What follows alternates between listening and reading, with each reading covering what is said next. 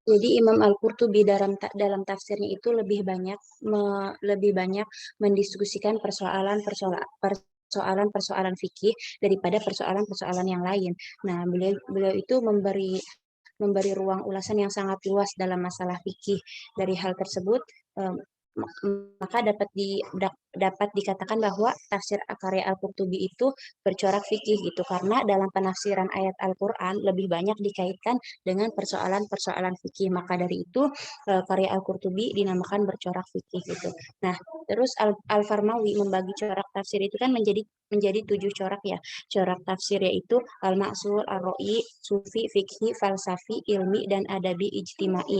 Nah, para pengkaji tafsir memasukkan tafsir karya Al-Qurtubi itu ke dalam tafsir yang bercorak fikih, sehingga sering disebut dengan tafsir ahkam, karena dalam menafsirkan ayat-ayat Al-Quran itu lebih banyak dikaitkan dengan persoalan-persoalan hukum. Mungkin ada yang mau menambahkan atau menyanggah. Kak Winda izin menambahkan boleh ya? Boleh Kak Winda, silakan. Baik, terima kasih.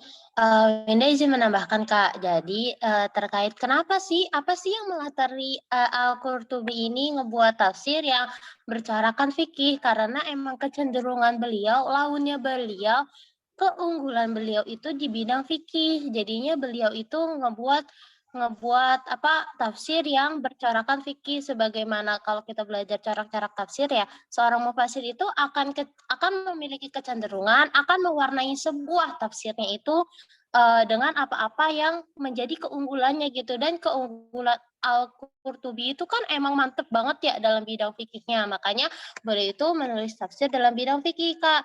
Nah, terus Winda izin bertanya Kak, terkait aliran kalam Al-Qurtubi itu apa sih Kak aliran kalamnya? Soalnya di makalah kayak belum begitu jelas aliran kalam beliau itu apa. Terima kasih.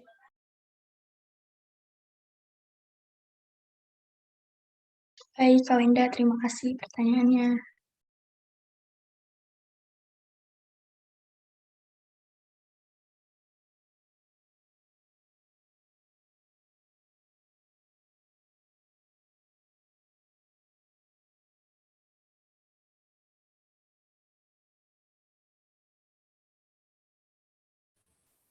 Assalamualaikum Kak. Waalaikumsalam. Saya izin menambahkan juga untuk pertanyaan Ya Kak Kak, Cindy. silakan. Jadi kan di Mukadimah juga udah ada ya Kak. Jadi latar belakang penamaan kitab ini gitu. Bahwasannya Al-Qurtubi ini mengatakan kalau Al-Quran itu turun dengan membawa hukum hakam syariat dari Allah Subhanahu wa taala yang memang ditujukan untuk umat manusia yang ada di bumi gitu, untuk karena oleh sebab itu gitu. Makanya Al-Qurtubi ini menyusun kitab tafsir yang bercorak fikih yang menjelaskan hukum-hukum yang ada yang harus kita taati gitu, hukum-hukum syariat Islam, agama Islam gitu Kak. Itu mohon kritiknya. Terima kasih. Baik Kak Yuli, terima kasih.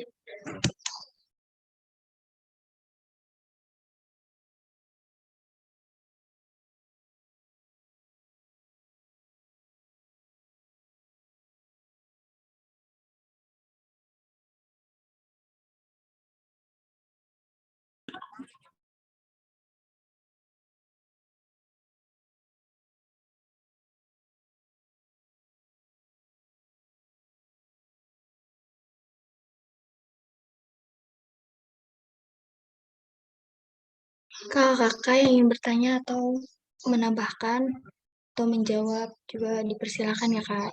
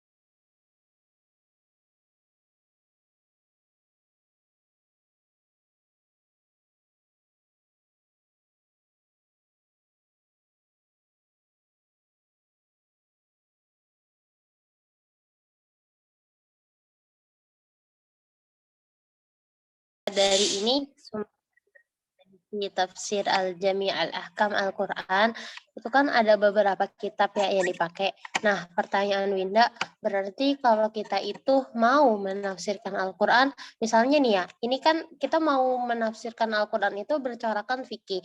Berarti sumber-sumber tafsir yang kita jadiin patokan, yang kita jadiin referensi itu nggak mesti tafsir yang fikih gitu ya Kak. Bahkan tafsir sufi aja tuh bisa dijadiin referensi kita dalam menulis tafsir gitu atau gimana gitu. Atau jangan-jangan boleh tapi kayak ada syarat-syaratnya gitu loh, syarat-syarat tafsir yang lain, tafsir corak lain kalau kita mau buat referensi, misalkan referensi corak fikih gitu atau gitu dah pokoknya gitu. Terima Oh, kasih. Winda, maaf, Kak.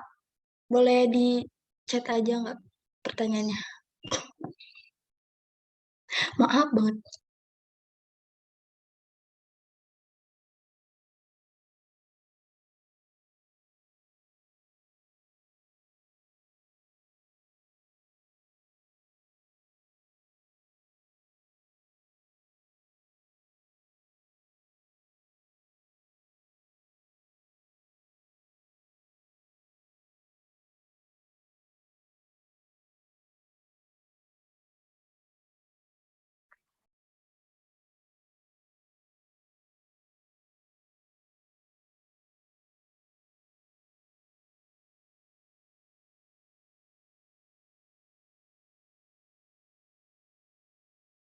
Emang di dalam tafsir itu kan membahas tentang persoalan-persoalan fikih gitu. Makanya menggunakan corak fikih. Mungkin bisa saja menggunakan corak lain, tapi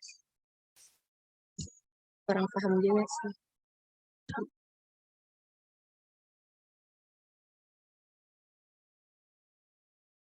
Mungkin ada kakak yang lain, Kak, yang ingin menambahkan. Dipersilakan.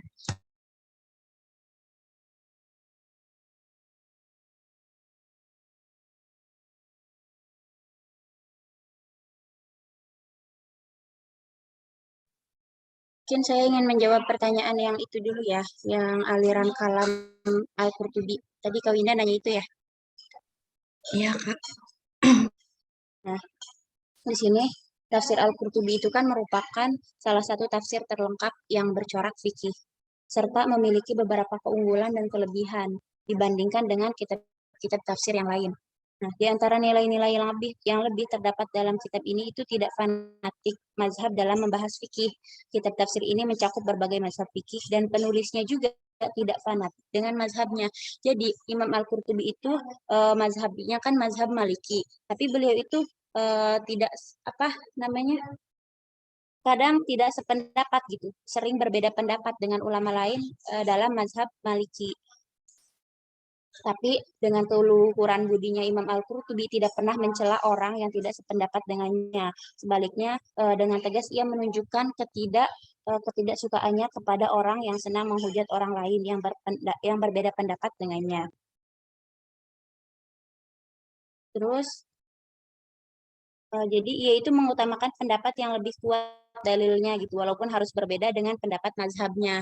Intinya beliau itu mengambil pendapat yang lebih kuat, sebagaimana ia juga akan memilih pendapat mazhabnya kalau dalilnya lebih kuat gitu. Intinya memilihnya ya yang dalilnya itu lebih kuat maupun mazhab sendiri gitu, mazhab Imam Al-Qurtubi sendiri yaitu mazhab Maliki ataupun mazhab orang lain. Jadi tidak selalu mengikuti mazhabnya beliau sendiri. Ada juga di antara masalah-masalah yang ia lebih memilih pendapat yang lebih kuat dalilnya, walaupun harus berbeda dengan pendapat satu gitu, Kak Winda.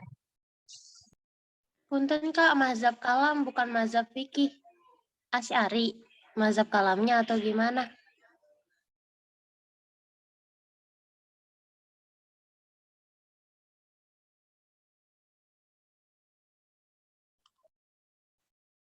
Aci izin menjawab, bukan menjawab, izin menanggapi dari pertanyaannya Kak Winda yang bisa nggak sih menggunakan tafsir lain yang berbeda corak sebagai patokan dalam menafsirkan? Kalau menurut aku, eh, mungkin bukan sebagai patokan kali ya. Jadi mungkin bisa untuk menambah referensi. Soalnya kan kalau misalkan corak tafsir yang digunakan dalam Al-Qurtubi ini kan pakainya corak apa namanya fikih. Nah, sedangkan berarti kalau misalkan pengen mencari referensi lain selain dari corak fikih bisa aja, tapi yang diomongin itu beda. Jadi bukan karena bukan dari si fikihnya itu. Jadi misalkan kamu carinya di falsafi berarti ya misalkan tadi tentang Al-Fatihah berarti kandungannya isinya tentang corak falsafi gitu, Kak. Jadi bukan ke fikih lagi, bukan ke fikih lagi ke sesuai yang kamu cari itu gitu. Itu kalau menurut aku ya. Cuman kalau misalkan jadi patokan sih patokannya kurang ya. Cuman untuk menambah referensi bisa mungkin ya. Itu kalau menurut aku sih.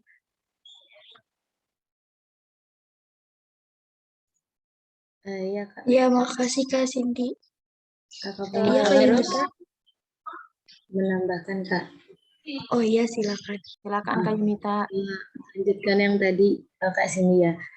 Yang kalau setuju ya ke yang pendapatnya Kak Cindy. Mungkin kalau misalnya apa sih buat menambah referensi gitu ya. Tapi coba deh kalau kita lihat ke karakteristik penulisannya. Nah, di situ di poin 4 ada memberikan kupasan dari segi bahasa. Berarti kan bisa dibilang di dalamnya itu nggak cuma tentang fikih aja gitu. Ya, tapi dari segi bahasanya bisa berarti kan apa sih corak lugawi ya kalau bisa dari bahasa teh. Nah, berarti kan bisa kan dengan menggunakan syair-syair Arab sebagai rujukan kajiannya. Jadi sebagai rujukannya Kak. Kayak gitu. Itu sih tambahan dari aku. Mohon koreksinya teman-teman. Terus saya izin menambahkan terkait tadi ya kata Kak Winda aliran Asy'ariyah. Nah, aliran Asy'ariyah di situ kalau Imam Al-Qurtubi itu tuh beliau cenderung karya-karyanya itu aja gitu yang cenderung membela aliran Asy'ariyah.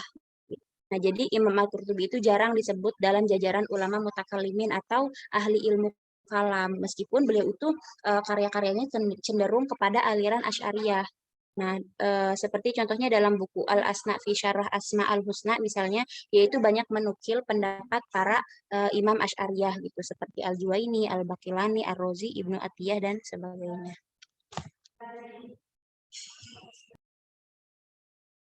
Ya, baik Kakak, terima kasih. Gimana Kak Winda? Baik, terima kasih Kak. Alhamdulillah Iya. sama-sama Kak Winda. Berarti beliau itu bisa dibilang kayak kita gitu ya. Maksudnya kayak hanya pengikut aja gitu Kak Aminah.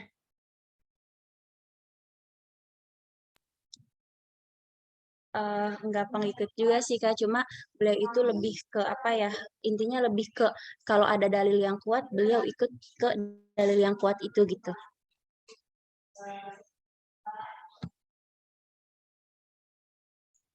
Oh iya iya. Iya, Kak. Terima kasih Kak Aminah.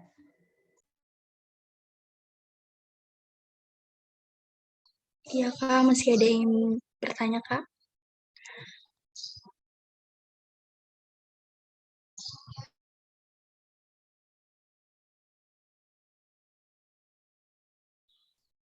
Kak Ci, izin tanya, karya kitab Al-Qurtubi ini itu tuh populer banget apa biasa aja di kalangan kita, Kak?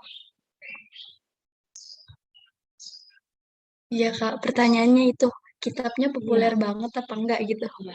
Jadi digunakan kitabnya itu biasanya tuh orang-orang tuh ketika ngapain aja gitu. Gimana ya? Ya gimana Kak?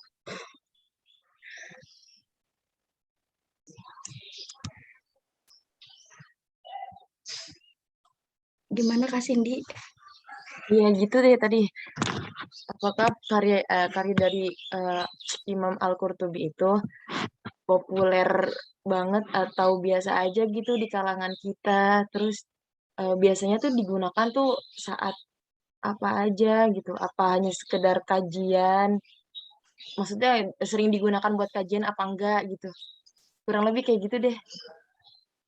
Oh iya ya Kak, Iya gitu terima deh. kasih Kak pertanyaannya. Iya sama-sama, maaf ya.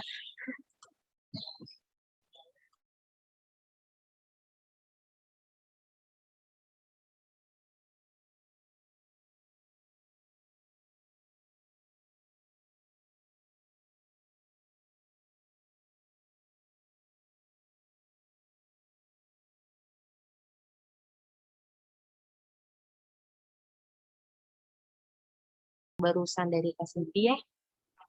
Ya, Kak Hamidah silakan.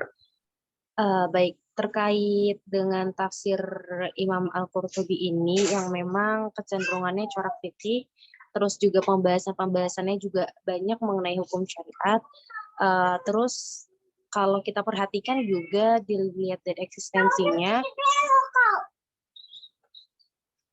ya mohon maaf, dilihat dari eksistensinya, tafsir Imam Al-Qurtubi ini sebenarnya cukup masyhur ya, cukup sering kita dengar, sering dijadikan rujukan dalam kajian-kajian ilmiah, terutama kalau kita sering membaca kajian-kajian fikih.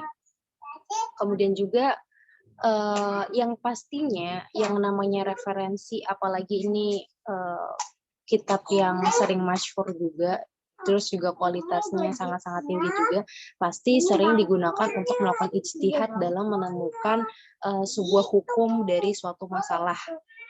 Seperti itu. Jadi kalau dibilang sejauh mana, yang pasti yang namanya referensi itu yang pertama untuk peningkatan referensi belajar, dan yang kedua juga karena ini berkaitan dengan fikih, ini sering digunakan untuk ijtihad, terutama para ulama juga untuk menentukan sebuah hukum. Seperti itu aja mungkin, Kak. Terima kasih. Terima Winda kasih. izin menambahkan, boleh Kak? Ya, boleh Kak Winda. Baik, ini tuh tafsir yang Al-Qurtubi ini kan punya keunggulan ya Kak. Salah satu keunggulannya itu yang tadi tuh yang disebut oleh Kak Aminah juga. Jadi beliau itu walaupun bermazhabkan Maliki, tapi beliau itu nggak fanatik. Kitab tafsirnya tuh tetap ngerangkul semua mazhab. Itu kenapa yang menyebabkan para ulama-ulama walaupun mazhabnya itu enggak Maliki, tapi mereka itu kayak kalau apa-apa tuh ngerujuk ke tafsir itu gitu. Makanya itu yang membuat tafsir Al-Qurtubi itu populer banget, apalagi pas di abad pertengahan itu tuh dijadiin kayak referensi patokan banget pokoknya gitu. Mohon koreksinya Ibu dan Kakak-kakak, terima kasih. Izin menambahkan juga ya, jadi karya terbesar Imam Al-Qurtubi itu tafsir Al-Qur'an yang berjudul Al-Jami' Al-Ahkam Al-Jami' li Ahkam Al-Qur'an wa Al-Mubayyin lima tadammanahu min as-sunnah wa ayyi al-furqan. Nah, itu karya terbesar Imam Al-Qurtubi ya. Nah, itu karyanya itu sebuah kitab besar yang terdiri dari 20 jilid. Jadi ada 20 jilid karya terbesar Imam Al-Qurtubi itu. Dan banyak sekali manfaatnya ya, sesuai dengan namanya, tafsir ini menafsirkan semua ayat-ayat Al-Qur'an. Jadi ada perbedaan antara tafsir Imam Al-Qurtubi ini dari kitab-kitab tafsir yang lain itu, jadi porsi yang besar terhadap penafsiran ayat yang mengandung hukum di dalam Al-Qur'an. Tafsir ini juga merupakan salah satu kitab tafsir terbaik yang menafsirkan ayat-ayat hukum di dalam Al-Qur'an dan merupakan kitab tafsir yang langka di dunia.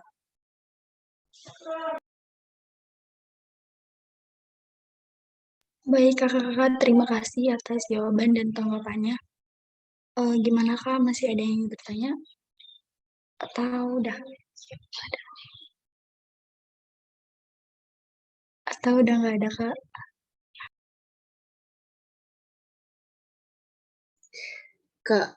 Kak Aminah, maaf Kak.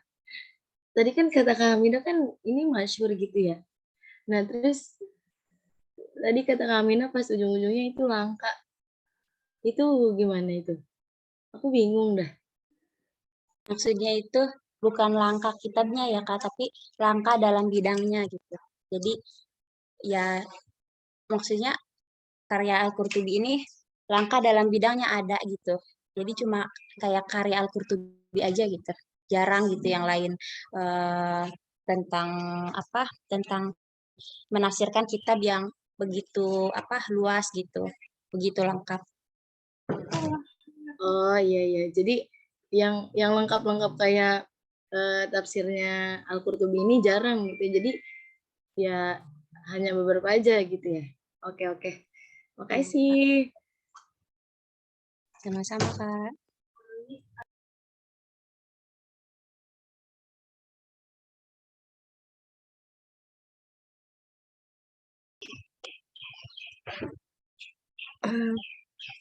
Baik, Kak. Masih ada yang ingin bertanya atau tidak ya, Kak? Kalau tidak,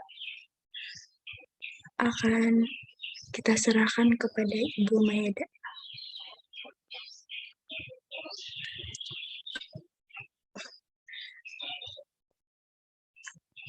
Baik, jika tidak ada yang ingin bertanya, kita dengarkan pemaparan materi yang lebih jelas dari Ibu Maeda. Padanya dipersilakan dengan segala hormat.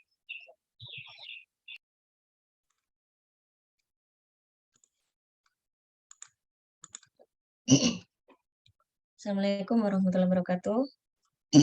Waalaikumsalam warahmatullahi wabarakatuh, Ibu. Oke, saya absen dulu ya. Ke tafsir Al-Qurtubi. Bismillahirrahmanirrahim. Teman hari ini yaitu tafsir Al-Jami' li Ahkamil Quran karya Al-Qurtubi. Oke. Kalian tadi sudah baca mufassirnya ya, profil-profilnya. Langsung kepada tafsirnya. Bismillahirrahmanirrahim. Tafsir Al-Jami' li Ahkamil Quran. Ya, pertama langsung kita lihat kitabnya ditulis secara tertib mushafi ya.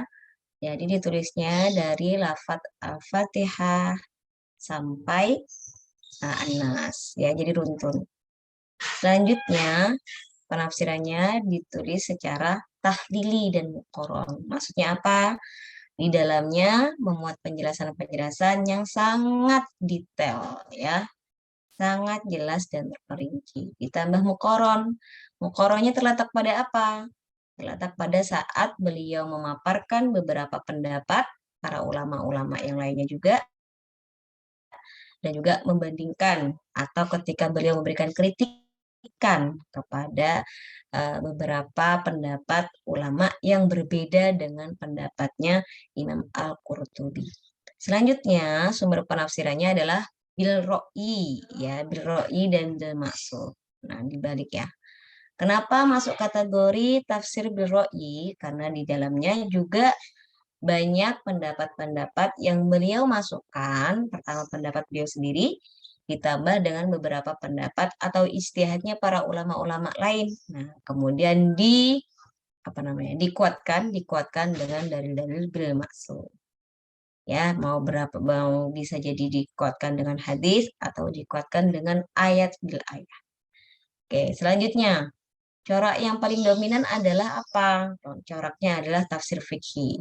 Karena ayat fikihnya yang lebih dominan ketika beliau menjelaskan keterangan penafsirannya, sehingga tafsir ini dimasukkan dalam kategori corak fikih atau masuk pada tafsir ahkam ya. Kita juga sudah bisa lihat nih dari judul tafsirnya saja, ini adalah Al-Jami' li Ahkamil Quran. Nah, jadi paling gampang tuh ya kayak gini. Kalau Anda ketemu sama tafsir Al-Quran, yang dari namanya saja itu ada kata-kata al-ahkam. Itu sudah paling gampang. Anda mendetek, oh ini udah tafsir ahkam. Gitu ya. Nah, kemudian fikihnya fikih apa? Karena beliau adalah penganut fikih mazhab Maliki, maka di dalamnya didominasi dengan pendapat fikih-fikih fikih mazhab Maliki. Langsung pada sistematika penulisan. Belum ada pada karakteristiknya ya. Sorry. Sistematika penulisannya. Pertama, Al-Qurtubi dalam menafsirkan ayat selalu diawali dengan menyebutkan ayatnya.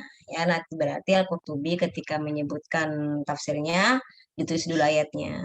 Setelah ditulis ayatnya, ya, apabila di dalamnya ada asbabun nuzul, ya, jika ayat itu memuat asbabun nuzul, memang mempunyai asbabun nuzul, maka beliau akan tampilkan asbabun nuzulnya.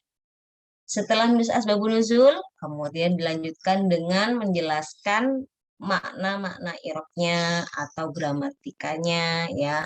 Ketika di dalamnya itu perlu ada penjelasan makna, maka dia jelaskan secara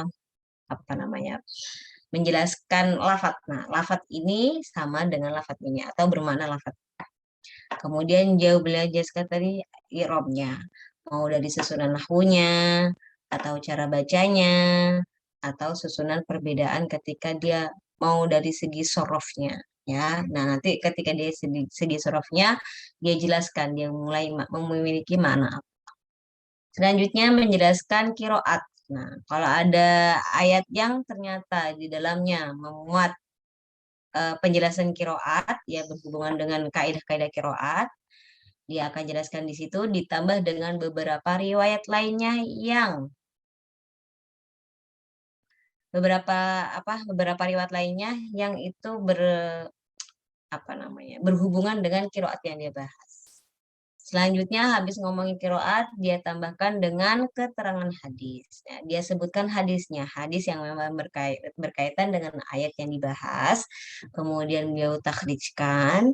Kemudian apabila biasanya tuh terdapat di ayat-ayat kisah, ya, beliau akan mentarjih apabila terdapat hadis dhaif. Nah, misalnya nih masuk pada ayat-ayat yang berurusan dengan tentang kisah-kisah, ya, kisah Harut Marut, kisah orang ulama-ulama, kisah nabi terdahulu, atau kisah-kisah orang-orang zaman terdahulu, gitu kan, yang di situ disebutkan dalam Al-Quran, ya, beliau sebutkan hadisnya yang memang termasuk hadis-hadis yang kebetulan masyhur disebutkan oleh beberapa ulama yang berkaitan dengan ayat kisah tersebut, ya.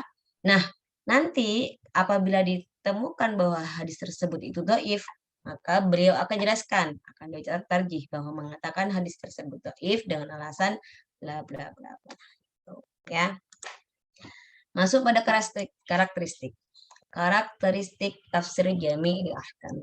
Yang pertama, karena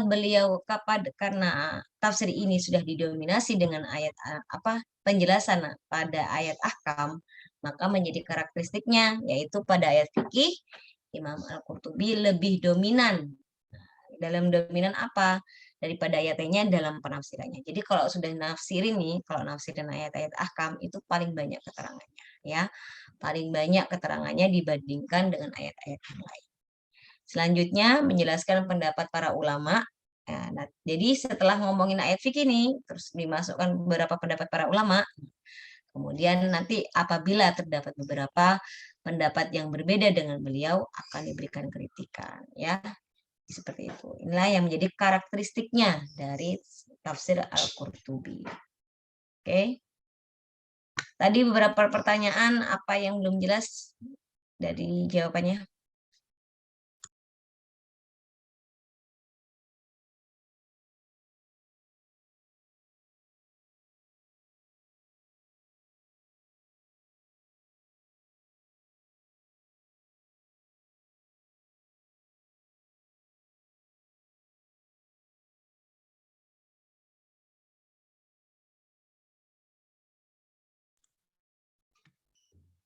Ada yang belum jelas? Sudah jelas atau belum? Tadi ngomongin akidah ya. Sebentar. Akidah yang digunakan oleh Imam Al-Qurtubi adalah akidah Asy'ariyah, Sunni Asy'ariyah. Ya.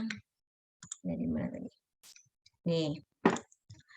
Beliau itu terkenal sebagai ahli fikih, ilmu akidah. Nah, akidahnya adalah Sunni Asy'ari. Fikihnya fikih mazhab Maliki, ya. Nah, beliau nanti di dalamnya juga termasuk orang yang ahli ulumul Quran, hadis dan qiraat. Nah, nanti ketika dalam penafsirannya, ya dalam menafsirkan Al-Quran, beliau juga beberapa menjelaskan tentang keilmuan ulumul Quran, ya. Misalnya nanti kalau di situ ada nasakh mansuh, dia akan sebutkan. Beliau ada mutlaq muqayyad, beliau sebutkan, beliau jelaskan di dalam. Seperti itu, ya. Oke, apa tadi pertanyaan lagi yang belum dijawab dengan detail? Sudah paham atau belum dari semua pertanyaan ini? Yang tadi disebutin, sudah masuk dalam penjelasan saya atau tidak?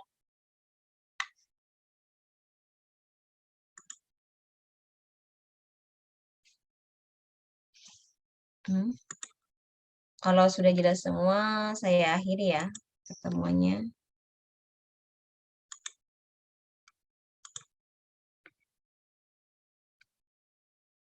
Saya ambil dulu fotonya.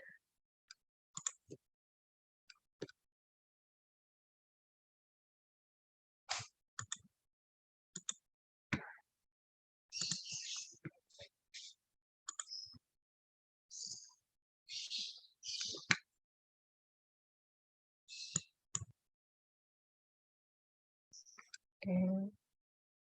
1, 2, 3. Satu, dua, tiga.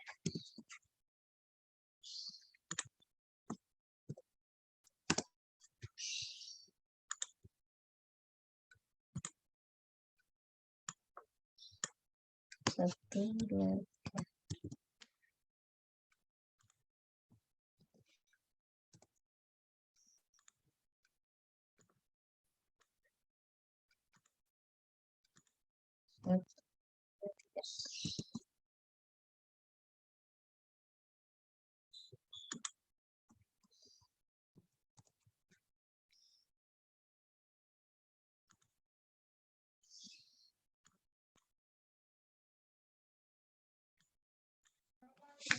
Assalamualaikum warahmatullahi wabarakatuh.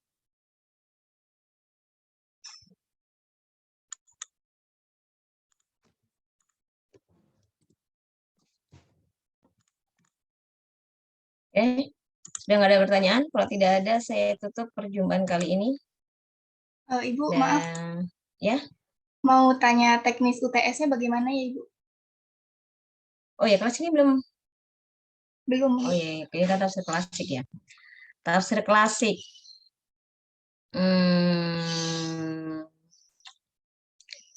Tafsir klasik yang jelas adalah pasti kalian harus download lagi kitabnya ya. Ini yang kalian bahas ya. Jadi semuanya harus punya kitabnya. Caranya nanti kalian harus kerjasama ya, kerjasama. Tapi dari setiap orang nanti di Google Drive-nya sama seperti kemarin ya. Jadi kalian nanti pertama adalah meresum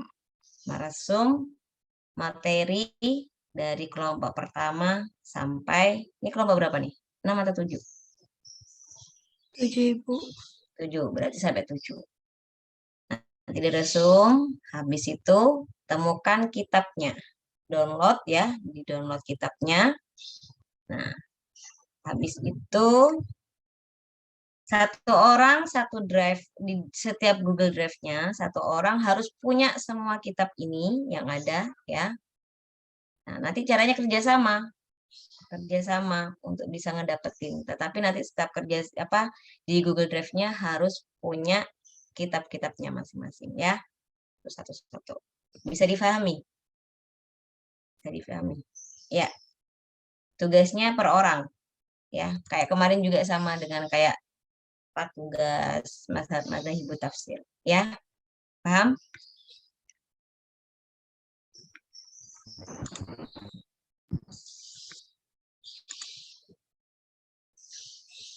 Sudah nggak ada pertanyaan lagi? Kalau tidak ada, maka saya tutup perjumpaan kali ini ya. Semoga apa yang kita bahas hari ini bermanfaat buat kita semua. Dan kita semua dikasih kesehatan, kasih kemudahan untuk menghafal Al-Quran. Dan bisa semua keluarga kita diberikan kemudahan setiap urusannya dan ekonomi lancar. Amin. Cukup sekian, saya akhiri dengan Assalamualaikum warahmatullahi wabarakatuh. Waalaikumsalam warahmatullahi wabarakatuh. Makasih banyak Ibu, sehat-sehat selalu Bu.